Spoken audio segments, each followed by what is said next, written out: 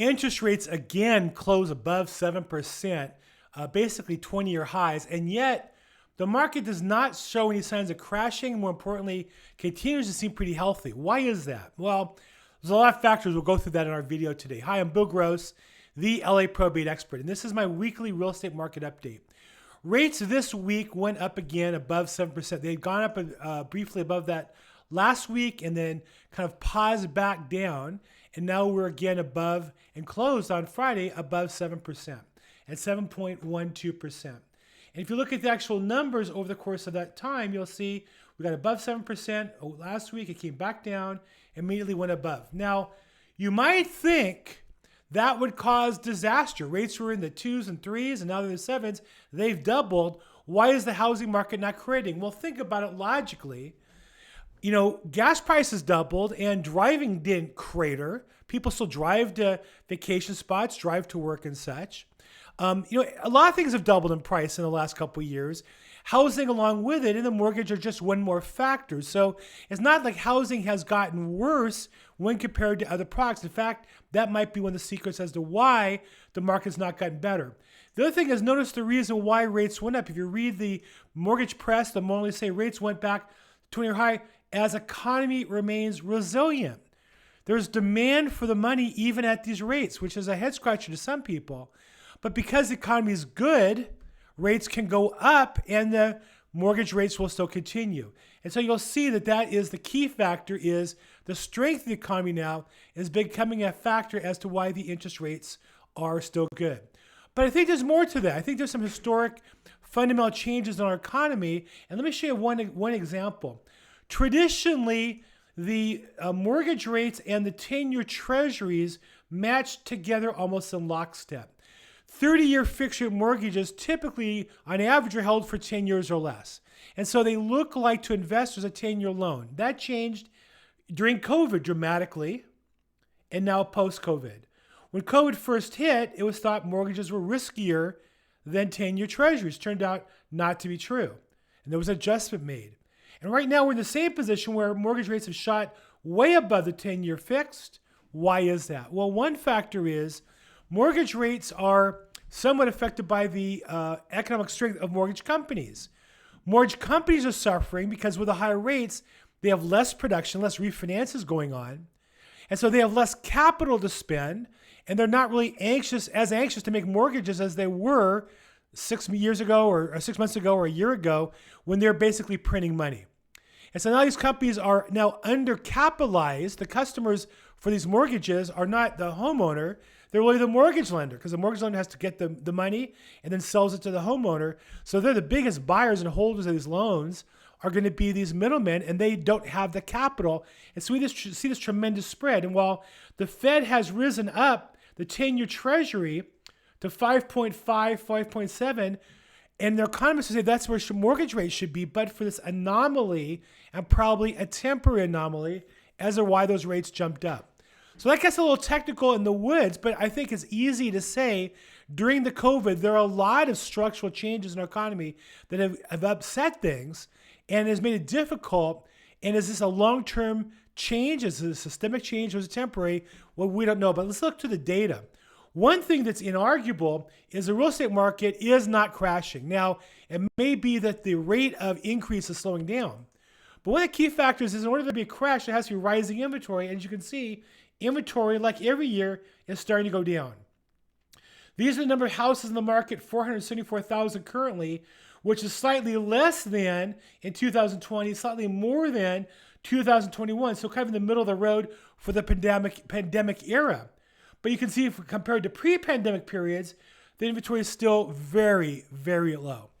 And as long as the inventory is low, what that means is both buyers and sellers are deciding not to transact houses, then the housing prices can't drop. Housing prices can only drop when there's more sellers than buyers or inventory is higher.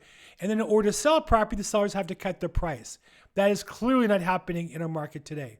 As we see overall, the inventory continues to be at historic non-pandemic lows. Whether we're out of the pandemic or not, I guess is a political decision or economic decision.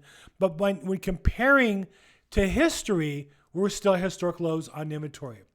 So what does that mean? Well, I think what we see is with inflation going up at 8%, houses still statistically seem to be going up at 6 to 7% overall in most markets. Now, it's true in some areas, prices are crashing. Where there's a lot of building, there's home builders who are caught short, the buying has slowed down, and the mortgage rates went up, and they're being squeezed and forced to liquidate. And there are places where Phoenix, Dallas, certain markets, the builders are wholesaling out their houses and having a tough time. But overall, the market really has been pretty solid. Here in LA, everything I've taken in listing, yes, they fell out of escrow, and the buyers tried to negotiate, and the sellers held firm and closed one on Friday, closing another one early next week.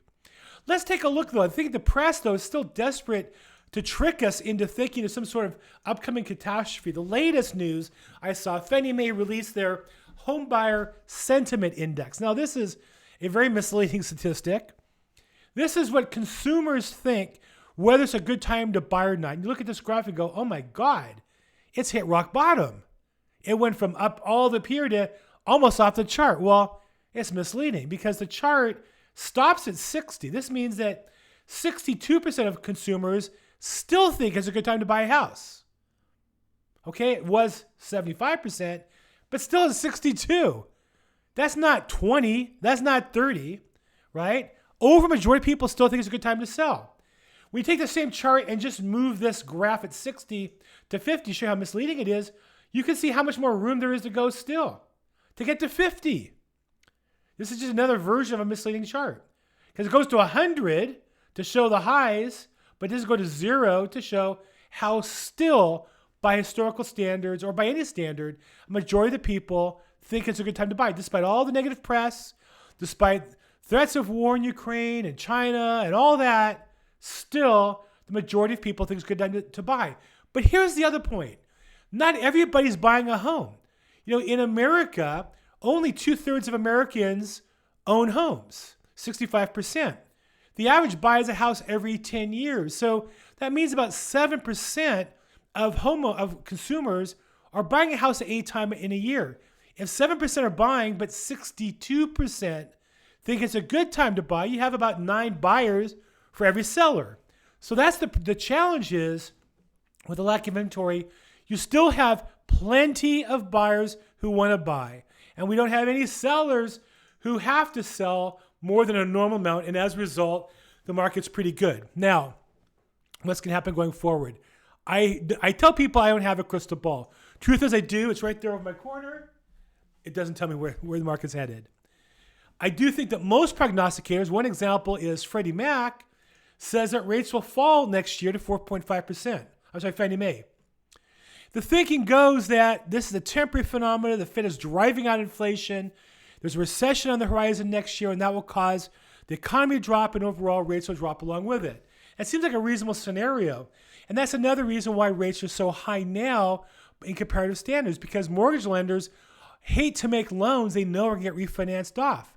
So they want a bigger margin on their mortgages, because if you're going to write the mortgage at 7% and watch it refinance at 6.5% or 6% next year, Fannie Mae saying all the way down to 4.5%, you don't want to lend money unless it's easy for you. So this is another factor, the common wisdom in Wall Street, that the rate increase is temporary and will be 4.5% by next year, is another reason why overall, for the most part, the market still continues to be healthy, even with a slowing overall economy. Now, one side note, for those of us in California, if you wonder, are things going to get any better here? Last week, I shared with you how the California Association of Realtors' newest strategy was to sue cities. That was their strategy to build houses. And it seems like they're very intent on spending money on attorneys' fees and consultants, not on actually housing. The latest in that scenario, here's the California Association of Realtors and the state of California, University of California system, partnering, and they're going to analyze the critical issues in real estate. And what's the critical issue is more air conditioning. The real problem is we have to uphold the habitability standards and residential building codes for a hotter future. So our realtor organization and our UC system and our state of California are now planning for global warming, not for the homelessness that's there today, not for people who today can't afford homes. That they're not worried about, but they're now preparing for when housing is, when the temperatures are higher in 20, 30, 50 years, significantly higher on the out years, what housing has to look like, and bolster funding for installation of home cooling strategies and address the gaps for these types of most vulnerable situations. Now, in my lifetime, even the worst global climate does not project average rates rising 5%. So to me, this is, look, I'm not saying that the global climate change won't affect people and shouldn't be a concern. I'm saying in LA and California, we have millions of people can't buy houses. We have homelessness all over. That's not the highest priority, but that seems to be where the priority is in California. And as long as the priority in California is on long-term global climate change and on suing cities that won't comply, we're not going to be building enough houses today or next year or the year after for people to actually move into. Don't mean to get into politics of it, just want to maybe point you in the direction of where things I think are headed. So what does all this mean? As always, you need to do what's best for you. If you're looking to sell a house, it's a great time. There's buyers out there, but you want to have a good agent who can make sure that your buyer gets locked into the deal at the right time and can't back out, because many buyers get nervous watching the news. And if you're a buyer, you need a strategy to get the best possible mortgage rate right now, considering buy downs and short-term buy downs and adjustable mortgages can be great solutions to get a great deal in a house now that you couldn't get. I literally was in a discussion with a buyer who was excited to get into escrow on a property. He said there's no way we could have bought this house a year ago. There was too much competition.